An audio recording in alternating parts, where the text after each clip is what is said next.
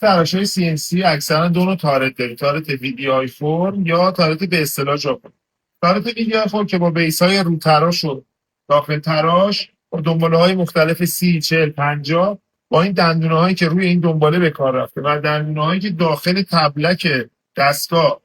کار شده، اینا داخل هم چفت میشه و با صفر کردن این پیچ، این بیس روی تارت محکم میشه و هولدرمون رو وقتی محکم شد هولدرمون رو روی قرار میدیم، حالا چه چپ کرد چه راست کرد و کار ماشین کاریمون رو انجام میدیم باهاش.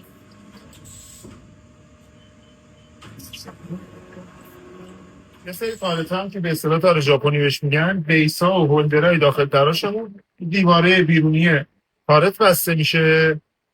به هولدرهای رو تراشمون رو جایی که تعبیه شده واسهش با یه دونه قوه و 2 تا پیچ بسته میشه.